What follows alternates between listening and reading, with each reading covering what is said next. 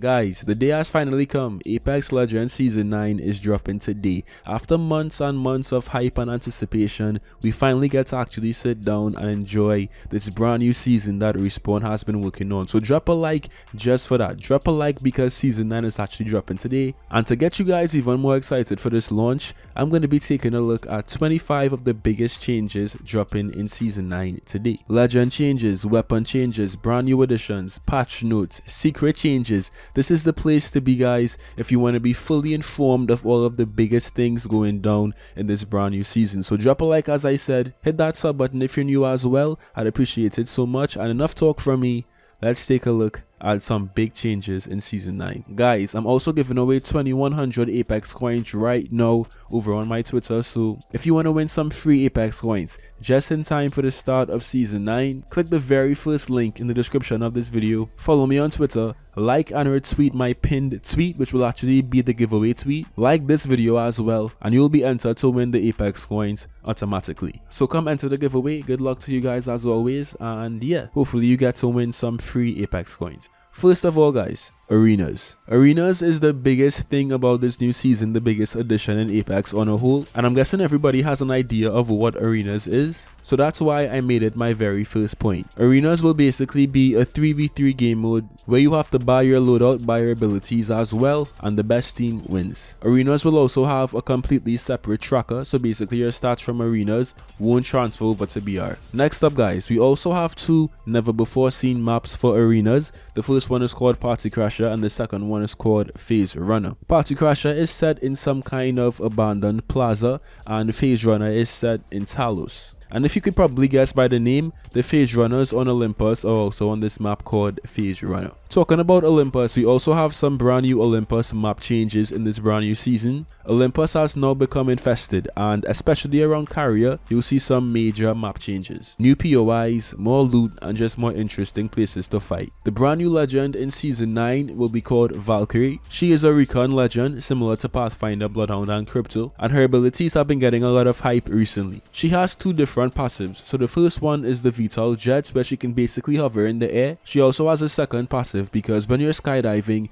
nearby enemies are highlighted for Valkyrie and her squad to see for a few seconds, which has been actually a very interesting ability for people who have played Valkyrie early. Valkyrie's tactical ability basically lets you fire rockets that damage and disorient enemies, a very similar effect to Fuse's tactical ability, and her ultimate basically lets you go up in the air and skydive away with your teammates. The brand new weapon in Season 9 is called the Butchek Bow, which is a very high damage, high reward weapon. Based on very early gameplay and early opinions as well, this will be a very strong gun in this new season, so watch out for it. In Season 9 we have some major loot changes because everyone will now land with a white helmet, a white body shield, a white knockdown shield, 2 shield cells, and also 2 syringes. Respawn is also removing white helmets and knockdown shields from the loot pool, and they have significantly reduced the spawn rate of white body shields. Season 9 is also introducing brand new emotes to Apex. Every single legend in this game will have their very own specific emote, all the way up to legendary emotes, and I could just feel Apex becoming more toxic because of this. Should be fun though. Respawn was also one step ahead when they made these emotes because they're introducing a brand new anti-peek system to prevent third-person lines of sight. So basically, let's say you have an emote equipped, right, and you want to kind of use your emote to see around a corner or something. Anti-peek will basically keep the player invisible if there is a player behind that corner, so you can't really use the emotes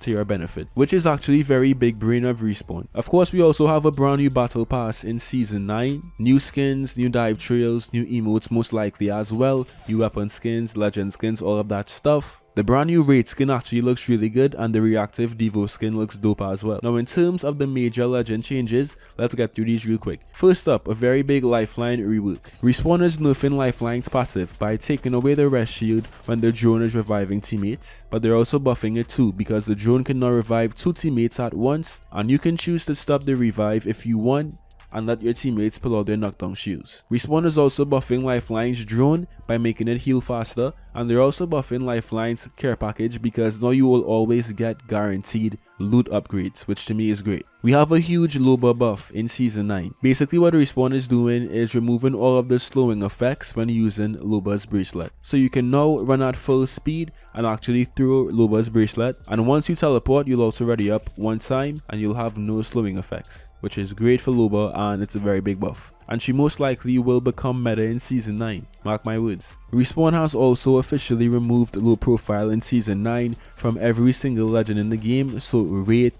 and Lifeline, which kinda also counts as a buff for those two legends. Horizon is gonna be nerfed a lot in this brand new season because Respawn said that she was basically way too strong. So what Respawn is doing is basically making her Q or her gravity lifts a lot less effective. You now ascend a lot slower up into the air, and you also can't strafe while you're actually in the gravity lifts as much as before. People who got to play Horizon in those early capture events basically said that she was hit very hard in this season and she most likely won't be nearly as effective in Season 9, so we'll see. Octane also has a stim nerf in Season 9 and it's really interesting. So basically now if you want to use Octane stim, it'll take a bigger chunk of your health, but the stim will also regen faster after this change. So you can use the stim a lot more, but you now take more damage as well. So it's kind of like a trade-off, but everyone who got to play Octane early said that this felt like a nerf, so it most likely will act as a nerf. We also have a Fuse buff in Season 9, which is much needed because Fuse was very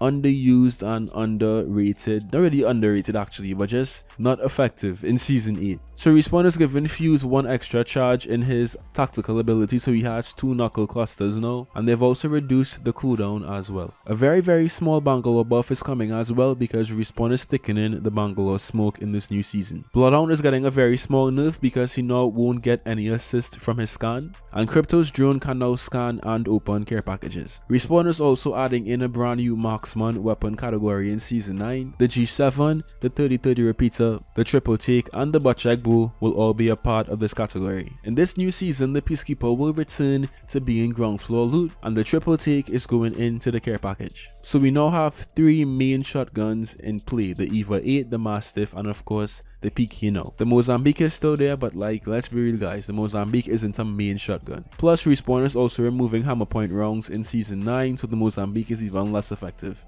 which is crazy. Respawn is also adjusting how weapons will spawn in the care package. The Kraber will spawn more often mid-game, the triple take will spawn more often early game, and the Prowler will spawn the most during the late game. Respawn is nerfing the headshot multiplier on all assault rifles from 2 to 1.75, so the R301 and the Flatline. The Havoc and the Hemlock already had this change made to them a while ago. Respawn is also buffing the Havoc by increasing its recoil predictability in the first few shots, but to end things off in this video, they're also nerfing the Spitfire by decreasing its recoil predictability in the first few shots. So there you have it guys, that's 25 of the biggest changes taking place in Apex Legends Season 9, or let's just say Apex Legends Legacy, because Respawn actually wants us to call this season Legacy, so let's just say that these are the biggest changes taking place in Apex Legends Legacy. Drop a like on the video if you guys enjoyed. As always, hit that sub button as well if you're new, and I have so many more huge videos on the way for Season 9, so stay tuned. I hope you guys enjoyed as always, and I'll see you in some more Apex.